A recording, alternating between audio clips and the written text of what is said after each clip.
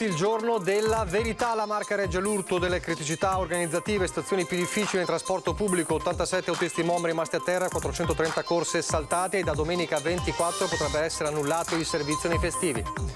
Proteste scattati in alcune delle grandi aziende della provincia, 8 ore di sciopero all'Electrolux di Susegana, proteste presidio anche a Vittorio Veneto, la metalmeccanica Rica e SIPA del gruppo Zoppas. Corse ai tamponi, test raddoppiati negli ultimi giorni nelle farmacie, disagi causati dalle prenotazioni dell'ultimo minuto, volano anche insulti contro i farmacisti. Resta alta la tensione contro la CGIL davanti alla sede di Treviso, affissono striscioni di attacco al sindacato, il segretario Visentin dice si devono placare gli animi. Tra le proteste di oggi quella più singolare in via Crevada tra Refrontolo e Pieve di Soligo, dove un uomo si è posizionato in mezzo alla carreggiata seduto su un secchio e con un tricolore, traffico bloccato, poi la fuga. Coldiretti e Consorzio Agrario hanno affidato a un legale l'incarico di presentare un'opposizione alla Commissione europea circa la richiesta della Croazia di riconoscere il marchio Prošek. Presentata la nuova giunta di Montebelluna guidata dal neosindaco Adalberto Bordin, che rimescola a sorpresa le deleghe fra gli assessori, vice sindaco Claudio Borgia di Fratelli d'Italia. Telespettatori di Antena 3, buonasera e ben ritrovati. Il telegiornale di Treviso, dunque il G-Day, come è stato chiamato, il giorno della verità per il Green Pass obbligatorio nelle aziende e negli uffici. Allora iniziamo il nostro viaggio nella giornata di oggi nella Marca parlando del settore più colpito, quello del trasporto. 87 gli autisti sprovvisti di Green Pass, oltre 400 le corse saltate. Stiamo correndo ai ripari, ma la coperta è corta, dice il presidente MOM, e da domenica 24 potrebbe essere annullato il servizio nei festivi. Oggi i dipendenti di MOM che sono rimasti a casa sono 67, però a questi bisogna aggiungere anche 20 dipendenti di privati che ovviamente fanno il servizio in subaffidamento o in aggiunta al nostro. In tutto quindi sono 87 gli autisti impegnati nel servizio di trasporto pubblico locale rimasti a casa perché sprovvisti di Green Pass, e questo su un totale di circa 500 dipendenti. La contabilità esatta arriva a metà mattina nel quartier generale della MOM, dove minuto dopo minuto le previsioni più nere della vigilia sono diventate realtà, e così centinaia sono state le corse saltate nell'arco della giornata. 3.500 corse attualmente svolte da MOM, 430 non siamo riusciti a farle per mancanza di personale. E poteva anche andare peggio se MOM non si fosse mossa per tempo, reclutando impiegati, meccanici e manutentori, ovviamente dotati di patente per la guida del pullman. In questo modo si sono recuperati 18 turni. Situazione tamponata nelle fasce di garanzia con territori più esposti di altri. L'area pedemontana è quella che è più problematica. Oggi abbiamo avuto un disservizio che purtroppo causato da una malattia improvvisa di un autista. Domani non succederà e quindi speriamo che la situazione migliori anche nei prossimi giorni. Ma la coperta è destinata a rimanere corta, anzi cortissima, soprattutto in tempi in cui si deve garantire l'80% della capienza dei mezzi. Con la donna conferma l'extrema ratio che potrebbe essere adottata da domenica 24 ottobre. Se la situazione rimane quella che è, abbiamo bisogno di eliminare tutti i servizi la domenica, potenziando quindi nelle ore feriali. Lei pensava di arrivare a questo punto? Assolutamente no, un numero così importante non me lo immaginavo. Forte l'appello a chi è rimasto a casa: il trasporto pubblico come la sanità è un servizio essenziale. Dobbiamo avere una responsabilità diversa rispetto a tutti gli altri, e questo è l'appello che io do a tutti i miei dipendenti che ancora non hanno il Green Pass.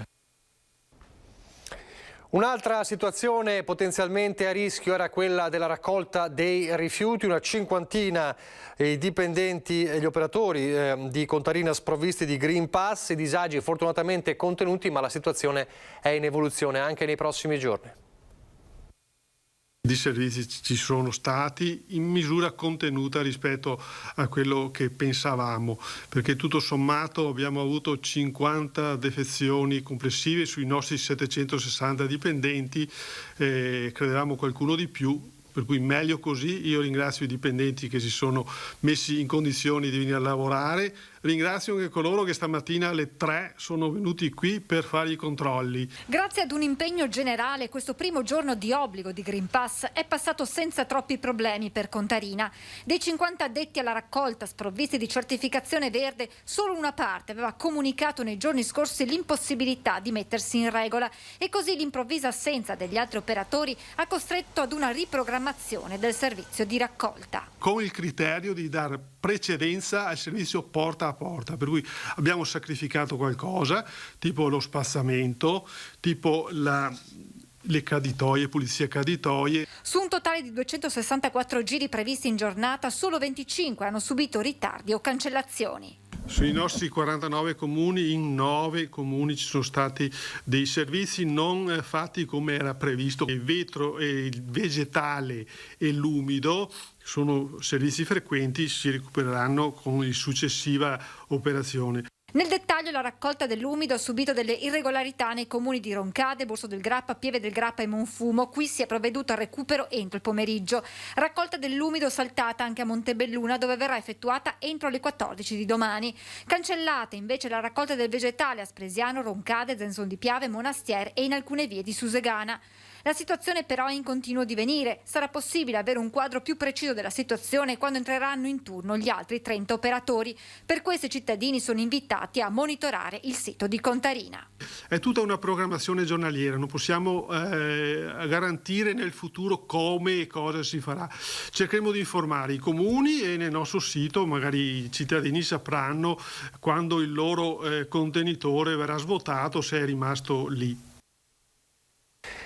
E adesso la situazione nelle aziende, partiamo dalle aziende di grandi dimensioni e era annunciato ed c'è stato lo sciopero scattato all'Electrolux di Susegana, ma presidio anche in altre aziende, vediamo. È una cosa che non va fatta perché discrimina chi ha scelto liberamente di non farsi il vaccino. Se siamo venuti fuori una pandemia, siamo venuti fuori grazie al vaccino.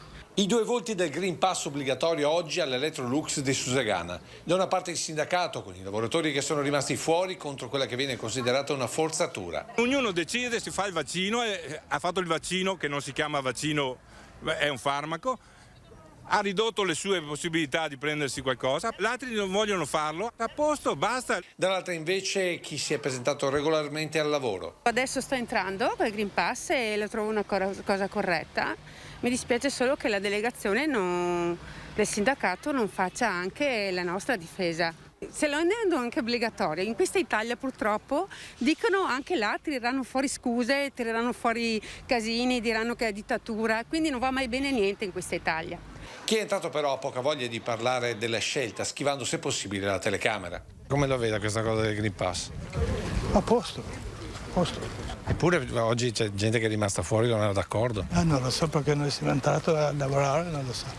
Il presidio da questa mattina ha comunque rallentato la produzione, con una sola linea attiva su 4 in tutti i turni. I lavoratori hanno capito l'importanza di questo sciopero, tutti hanno il diritto di andare dentro senza avere spese in più come il tampone e senza dover rimanere a casa senza stipendio.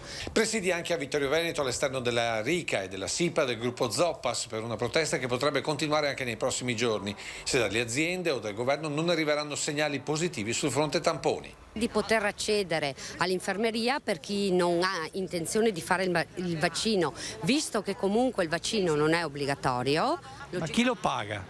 A carico dell'azienda. Siamo anche disposti a farlo in azienda, magari con un prezzo calmierato per i lavoratori. Vedremo anche come tutelare i lavoratori che da lunedì saranno a casa senza stipendio.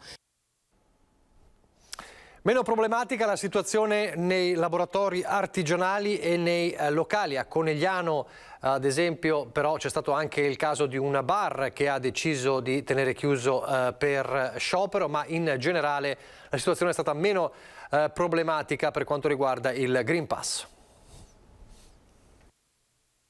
Sicuramente è una soluzione che ci garantisce il lavoro, perché altrimenti ci sarebbero altre problematiche.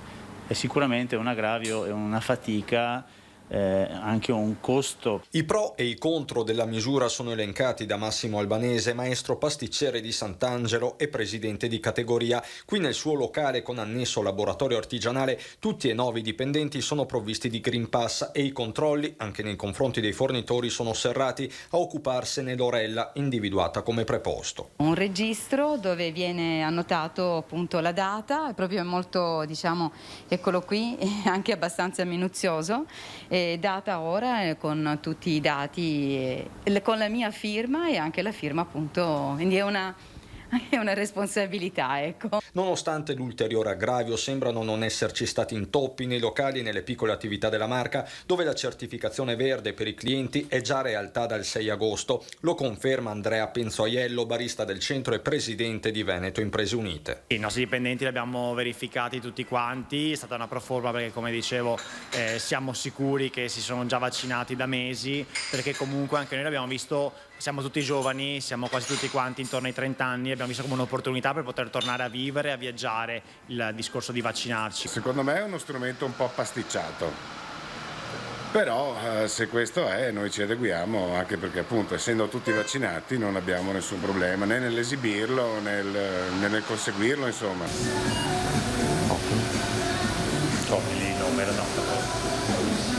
Valido, quindi può lavorare. Valido, quindi anche lei può essere in servizio da noi da oggi in poi. Nel frattempo nuova tensione contro la CGIL alla vigilia della manifestazione di Roma, e ci sarà anche una nutrita rappresentanza della CGIL del Veneto contro i fascismi. È stato affisso uno striscione davanti alla sede di Via Dandolo a Treviso con la scritta che vedete: CGIL servi dello Stato. È stato poi rimosso poco dopo. Immediato il commento del segretario generale della CGIL di Treviso, Mauro Visentin, che dice: lo Stato repubblicano e democratico fondato sul lavoro, quello Stato siamo noi tutti e tutte. Servirlo dunque è farsi carico responsabilmente dei bisogni e degli interessi della collettività che vanno oltre a quelli individuali. Servire lo Stato, continua Visentin, è garantire il bene comune in tutte le sue forme e ambiti. Non ci facciamo intimidire, anzi restiamo saldi nel convincimento che il sindacato sia ancora una volta, e in particolare proprio in questa complessa e delicata fase, presidio e baluardo dei valori costituzionali e democratici. Abbiamo visto la situazione nel settore privato, vediamo in quello pubblico. Allora il viaggio di Francesca Bozza ancora a Treviso, tra Casugana, la sede del comune di Treviso, e poi anche all'Inps. D-Day anche negli uffici pubblici, con l'obbligo per i dipendenti di esibire il Green Pass all'inizio del proprio turno di lavoro. A Casugana la verifica della certificazione verde è affidata ai dirigenti di ogni singolo settore. I delegati per norma sono i dirigenti che possono dare una delega alle posizioni organizzative o a dei loro delegati a loro volta, però diciamo che specialmente nei primi giorni presideremo bene coi dirigenti le posizioni organizzative. Controlli che naturalmente interessano tutte le sedi comunali. Verranno fatti dei controlli a tutti gli ingressi delle sedi comunali, che sono diverse, quindi Casugana, Palazzo Rinaldi, la sede dei lavori pubblici, la sede dei servizi sociali, e verificheremo tutte le persone all'ingresso in una percentuale abbastanza elevata, specialmente nei primi giorni, per controllare che abbiano il Green Pass. I cittadini che si recheranno negli uffici per le pratiche burocratiche non dovranno esibire il Green Pass, necessario invece per i visitatori. La norma non prevede che gli esterni devono essere verificati, tranne che abbiano dei contratti in essere con il comune, e in quel caso si verranno verificati. Nella sede provinciale dell'Inps di Treviso i controlli sono scattati questa mattina, con i primi dipendenti entrati dall'accesso al loro dedicato. La procedura prevede che ogni singolo lavoratore si fermi all'ultimo gradino, appoggi il Green Pass sul tavolo per il controllo da parte dei delegati, solo successivamente potrà passare ai tornelli e timbrare. È stato fatto un controllo a campione su tutti i dipendenti che sono entrati questa mattina nell'orario di servizio. Abbiamo scelto una percentuale intorno al 30%, in modo che ogni 3 giorni controlliamo ciclicamente ad orari diversi tutti i dipendenti che entrano in sede. Sono incaricato anch'io come datore di lavoro, e poi naturalmente ho delegato, visto che siamo più persone, dei funzionari ad hoc. Difficile al momento, per una questione di privacy, stabilire la percentuale di dipendenti sprovvisti di certificato verde, ma una cosa è certa: chi non potrà accedere al proprio ufficio perché non in regola con la norma non potrà usufruire dello smart working. Lo smart working non si può fare perché sarebbe aggirare quello che è appunto la verifica del Green Pass. Lo smart working è un'esigenza organizzativa di svolgimento ordinario della prestazione. Lo smart working non può essere usato per eludere questo obbligo. Tra le proteste di oggi che ci sono state, le abbiamo raccontate non solo qui nel nostro telegiornale di Treviso ma anche nel telegiornale del Veneto di Venezia, la più singolare sicuramente spetta alla protesta di un individuo che stamane in via Crevada tra Refrontolo e Pieve di Soligo si è seduto sopra un secchio al centro della carreggiata, come vediamo in queste immagini, facendo sventolare una bandiera italiana. Gli automobilisti sono stati costretti a fare slalom attorno alla persona, in certi momenti il traffico è rimasto anche bloccato. L'episodio tra le 9:30 e le 10 non è ancora accertato se fosse una protesta legata al Green Pass, ma potrebbe sembrare così. All'arrivo poi dei carabinieri l'uomo si è dileguato, indagini in corso per identificarlo, ovviamente dopo i disagi che si sono appunto avuti lungo la strada per questa protesta. Altro settore importante da raccontare oggi, i tamponi ovviamente. Allora andiamo a vedere la situazione nelle farmacie. Noi farmacisti ci stiamo mettendo il cuore per offrire il servizio migliore ai cittadini. Le parole del vicepresidente di Farmacie Unite Federico Conte nei giorni in cui il servizio tamponi, stando ai dati di Federfarma Veneto, è quasi raddoppiato in vista della data di oggi con l'entrata in vigore dell'obbligo di Green Pass. Le farmacie si sono attrezzate molto bene, direi, in questo periodo. Però ecco, la richiesta probabilmente è superiore alla disponibilità. Questo crea naturalmente qualche disagio. Se ci fossero state prenotazioni ben congegnate, ben organizzate nei giorni precedenti, oggi anche quei piccoli problemi si sarebbero risolti, perché le farmacie si sarebbero attrezzate ancora meglio. Disagi causati soprattutto dalle prenotazioni dell'ultimo momento. Probabilmente qualcuno sperava di un cambio di rotta da parte del governo, di un allungamento della durata del Green Pass. Questo sicuramente ha creato delle aspettative che non ci sono state. Di conseguenza poi all'ultimo momento c'è stato un afflusso superiore alle aspettative nella richiesta dei tamponi. E così succede che ci sia chi, non trovando spazio per il tampone, esageri con le parole. Qualche insulto al telefono è capitato e questo ci fa male perché non lo meritiamo, ecco, questo dispiace. Si va dai 40 tamponi al giorno per le farmacie più piccole agli 80 o addirittura 150 per le più strutturate. I farmacisti si sono organizzati con ulteriori spazi, assumendo nuovo personale e fissando appuntamenti anche il sabato pomeriggio o la domenica. Lunedì, mercoledì e venerdì, i giorni in cui si conta il maggior numero di test eseguiti. Intanto in alcune realtà le prenotazioni coprono interamente i prossimi mesi. La prudenza di qualcuno ha raggiunto il fine anno. E da Federfarma arriva un invito alle farmacie di offrire l'esecuzione gratuita del tampone a coloro che accettano di prenotare la somministrazione del vaccino, quale ulteriore incoraggiamento ad immunizzarsi contro il Covid. Così le farmacie, vediamo adesso invece i Covid Point con l'ULSS pronta a spostare personale anche dai centri vaccinali al servizio tampone nel caso le richieste dovessero aumentare. I centri tampone dell'USL 2 hanno assorbito senza particolari problemi l'onda d'urto causata dall'obbligatorietà del Green Pass sui luoghi di lavoro. 615 test eseguiti oggi. Per domani abbiamo 872 persone, ma siccome possono prenotare fino alle 22 potremo averne molti di più. Sicuramente domenica già prenotate ne abbiamo 1814, quindi è facile che domenica possiamo superare tranquillamente i 2500-3000. Numeri ben al di sotto della potenzialità della macchina dell'USL di 6.000 test al giorno. Nel caso però la richiesta dovesse progressivamente aumentare nelle prossime settimane, l'azienda sanitaria ha già pensato ad un trasferimento di operatori dal servizio vaccini a quello appunto dei tamponi. Se dovesse succedere che la richiesta superi 6.000-6.500, quello che noi possiamo dare, chiaramente potremmo aumentare di altri 2.000 facendo uno shift di persone che dalle vaccinazioni ai tamponi. Di pari passo con l'aumento della domanda di tamponi si registra un incremento di prime dosi di vaccino anti-Covid. C'è stato sicuramente un aumento di prime dosi perché su 2.500 più di 1.000, quindi la metà sono prime dosi. Se questo è il trend, con i calcoli fatti dal nostro dottor Ramigni, della nostra statistica, eccetera, da arrivare tranquillamente a metà di novembre all'85%, che significa copertura di tutta la popolazione sopra, quindi anche da 0 a 11 anni, sopra il 65% e quindi dandoci una grande tranquillità. Lasciamo adesso quest'ampia pagina dedicata al primo giorno di Green Pass obbligatorio nella Marca. La cronaca, un'importante indagine condotta dalla Guardia di Finanza di Treviso. Il biglietto per entrare illegalmente in Italia arrivava fino a 700 euro. Il traffico era gestito da 3 passeur originari della Guinea. Le indagini della Guardia di Finanza di Treviso sono scattate dopo un controllo all'aeroporto Canova nel 2019. Furono fermati 2 clandestini africani provenienti da Malta che avevano entrambi lo stesso passaporto contraffatto, la cui identità apparteneva in realtà ad una terza persona. Dopo una serie di accertamenti, le Fiamme Gialle hanno ricostruito il collaudato sistema illecito ideato dai 3 guineani per introdurre clandestinamente in Italia decine di immigrati africani utilizzando sistematicamente Malta come scalo. I 3 accusati di favoreggiamento aggravato dell'immigrazione clandestina hanno favorito tra il 2019 e il 2021 l'ingresso irregolare in Italia di almeno 45 clandestini. Gli irregolari, prima di essere trasferiti in Italia, venivano condotti nell'isola dove potevano disporre di un alloggio temporaneo fornito dagli indagati. Successivamente venivano fatti imbarcare e poi trasferiti in vari aeroporti italiani.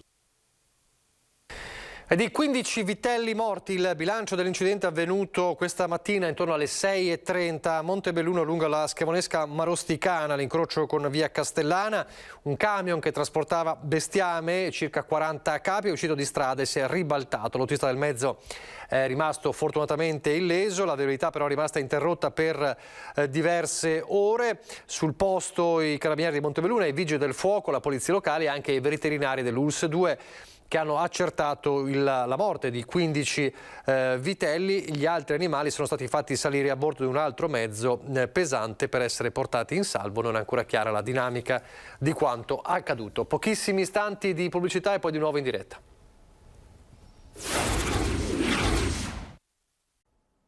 Rieccoci in diretta il telegiornale di Treviso, ripartiamo dalla guerra al Prošek. Coldiretti Treviso e il Consorzio Agrario di Treviso e Belluno hanno affidato a un legale l'incarico di presentare una opposizione alla Commissione europea circa la richiesta della Croazia di riconoscere il marchio. L'obiettivo sarà quello di evidenziare, dicono Coldiretti e Consorzio Agrario, evidenziare alla Commissione e a tutti gli altri Stati membri l'indissolubile legame tra il territorio veneto e il suo Prosecco, già DOC e di OCG, la cui qualità e reputazione ormai nota in tutto il mondo rischia di essere messa in pericolo dal riconoscimento della menzione croata.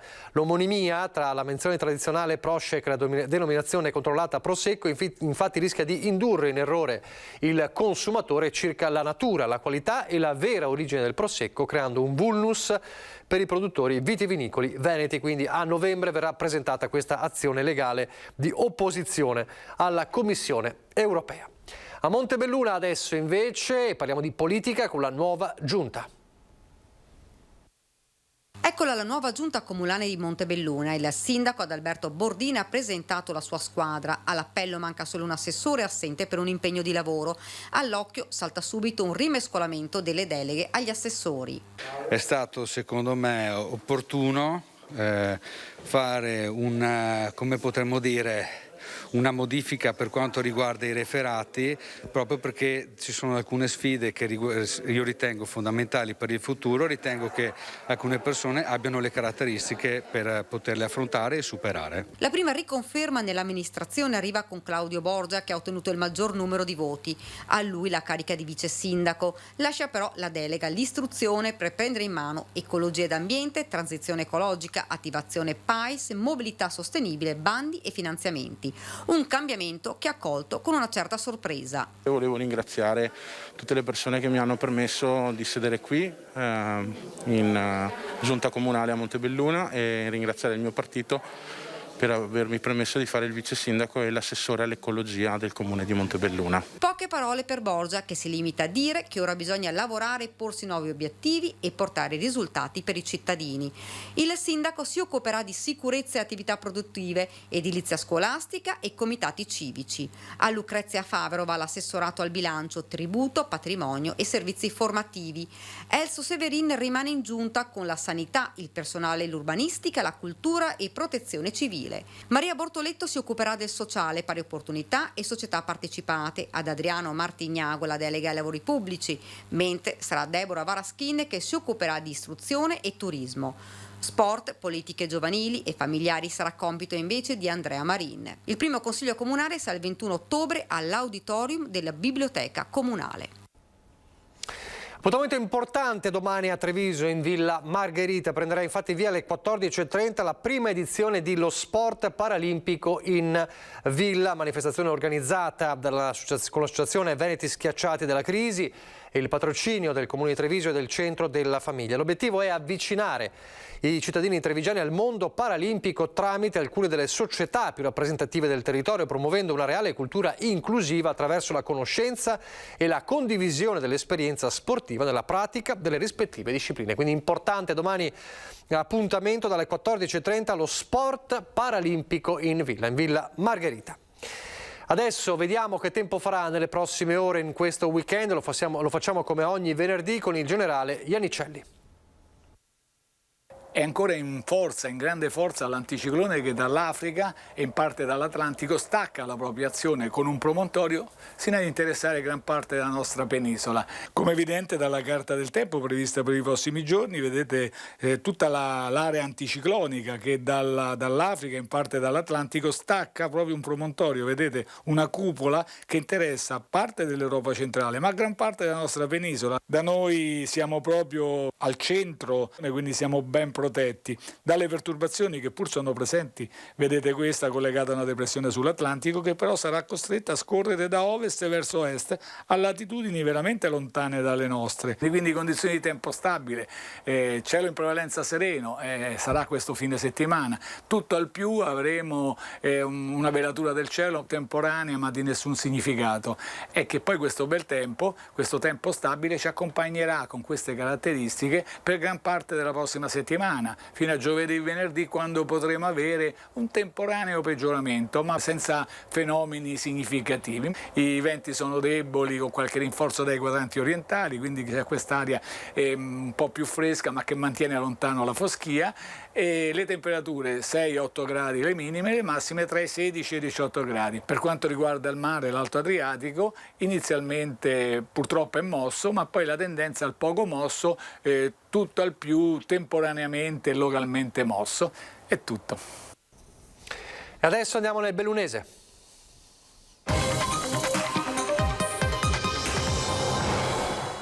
Anche a Belluno e nel Bellunese il G-Day, il giorno del Green Pass obbligatorio in aziende e uffici, ormai puntuale come ogni sabato ma con un diverso significato poi, visto che oggi era venerdì e visto che oggi entrava in vigore il certificato verde obbligatorio, è arrivata la protesta dei no Green Pass che però si è spostata dal centro di Belluno alla zona industriale di Longarone. Il popolo dei No Pass, lo vedete alle nostre spalle, si è radunato qui nella zona industriale artigianale di Longarone.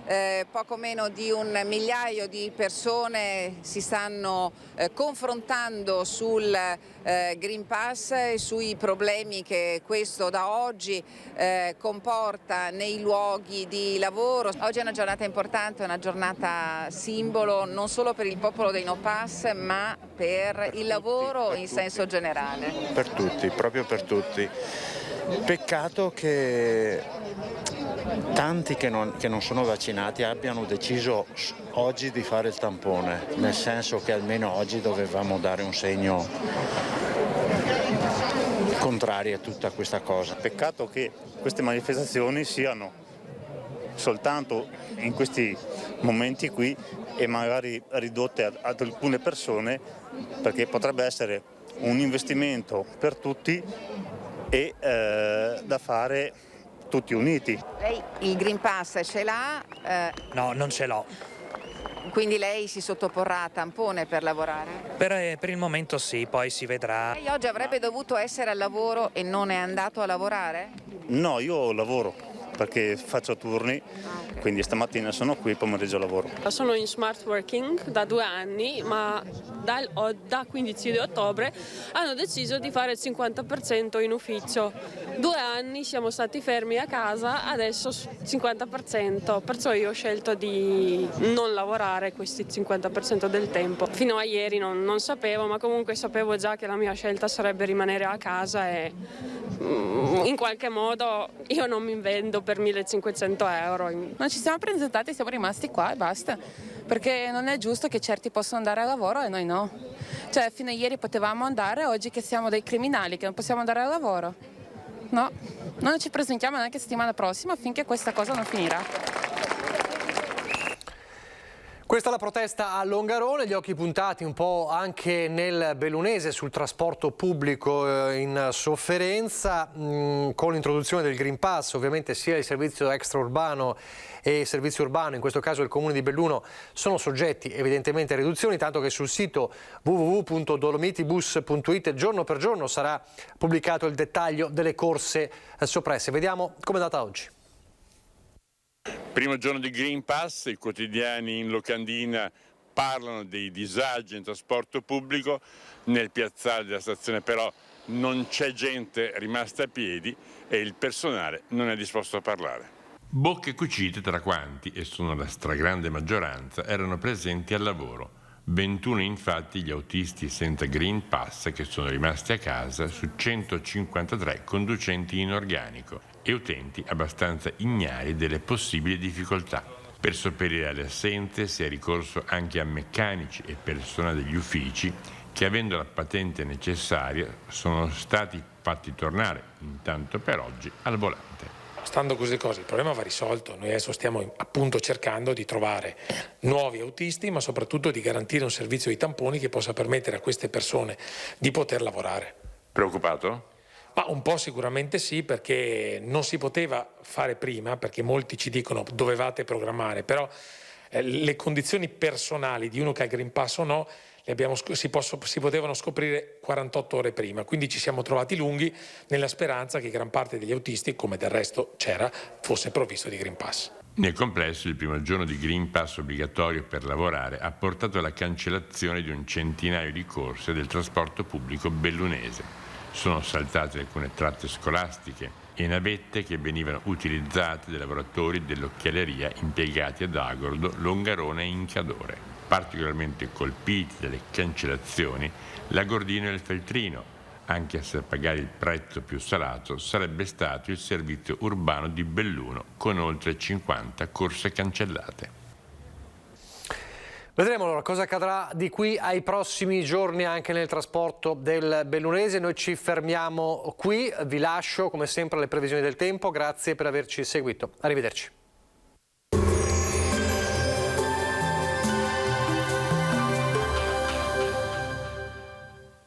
Società Agricola Torresan. Dai nostri animali nati e allevati nel cuore del Montello, solo carne e salumi genuini. Bentrovati al meteo. L'afflusso di aria polare si attenuerà concedendo un lieve rialzo delle temperature, grazie anche alla presenza dell'alta pressione. Vediamo il dettaglio di sabato 16 ottobre. Sul Veneto tra la notte e il primo mattino saranno possibili foschie e locali nebbie in pianura, specie sui settori più meridionali della regione.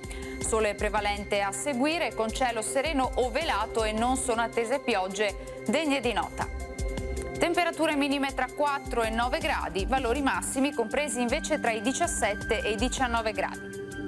Ci spostiamo ora sul Friuli Venezia Giulia, anche qui qualche addensamento sui monti al pomeriggio, altrove invece sarà soleggiato. Temperature minime tra 4 e 11 gradi, massime sui 18-19 gradi. Infine ci spostiamo sul Trentino Alto Adige, dove avremo locali riduzioni della visibilità sulle vallate alpine, bel tempo invece altrove. Temperature minime intorno ai 6 gradi, massime sui 19-20 gradi. Dal meteo di Antena 3 per ora è tutto. Grazie per l'attenzione, arrivederci.